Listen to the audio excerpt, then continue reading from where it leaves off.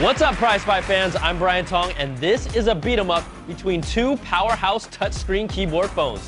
It's a PrizeFight punch-out between the T-Mobile G2 and the Samsung Epic 4G. Our judges for this fight are Senior Editor Bonnie Boom Shakalaka Cha, Senior Associate Editor Nicole Ice Cold Lee, and Brian Ring-a-ling-a-ding Kong. We'll take all three judges' blind scores and average them out to the nearest tenth each round. The final PrizeFight score will be an average of all rounds using the same decimal system. Let's get this party started. Round one is sexiness. In the slide-out keyboard world, these are two of the sexiest phones you'll find.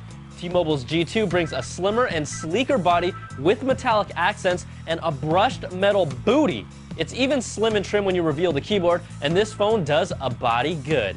Samsung's Epic 4G brings the sexy with its curved corners and super smooth backside. Its 4-inch AMOLED screen is an eye-catcher, but it's still a little bulkier and has some chunk. The G2 gets a perfect 5, and the Epic 4G gets a 4. Round 2 is controls and user interface. The G2 brings the triple threat with a touchscreen, a QWERTY keyboard, and an optical navigation button. Its keyboard is smaller, but we prefer the feel of its keys. Plus, this is pure Android without any third-party skin, and we like the experience. The Epic 4G brings one of the roomiest keyboards on a phone with its own row for numbers and a responsive touchscreen to match. TouchWiz is a really cleaner and simplified user interface, and its animations are sleek with its 1 GHz processor. But it wasn't enough. The G2 just has too many options, and it takes this round 4.7 to 4. So after averaging 2 rounds, T-Mobile is up big, but there's plenty of PrizeFight left. Round 3 is features. Both Android phones bring the standard 3G, Wi-Fi, Bluetooth, GPS, and Google's goodies, but technophiles like us need more than that. T-Mobile's G2 runs on their HSPA Plus network that can rival 4G speeds, but it's still not 4G. It doesn't have a mobile hotspot, and there's no front-facing camera.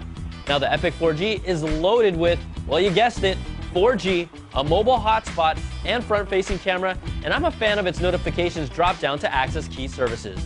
The swipe input method is on both phones, and it's like crack, but the Epic 4G is too strong, and it takes this round with a perfect 5, and the G2 gets a 4. Next round is web browsing and multimedia. The G2 brings Froyo, and that means flash support. The WebKit browser is a solid experience, but pinch and zoom can lag. Its 5-megapixel camera takes acceptable pics, and it gets the job done for multimedia, but there's nothing noteworthy. For the Epic 4G, it's all about the screen. Multi-touch is smoother on the web browser, and its 4-inch screen can put you in a trance because it looks that good. You can purchase TV shows and movies through the Samsung Media Hub. Its 5-megapixel camera is packed with shooting modes, and pictures were sharper and more colorful. The Epic 4G gets a perfect 5, and the G2 gets a 4. So after averaging 4 rounds, Samsung has clawed its way back to lead by 1/10 of a point. The final round that decides it all is call quality and performance. The G2 has some excellent call quality that's full sounding with little to no background noise, and we were impressed. It brings a slower 800 MHz processor, but it didn't hurt the user experience at all. Now the Epic 4G also has great call quality, but it did have a tinnier sound that lacks some depth. It's also one of the snappiest phones we've seen with its 1 GHz processor that doesn't skip a beat. In the final round, the G2 gets a 4.7 and the Epic 4G gets a 4. So let's average out all 5 rounds, and in a prize fight where the G2 led early, the Epic 4G came back to lead before falling in the final round, and the T-Mobile G2 takes this battle 4.5 to 4.4 and is your prize fight winner.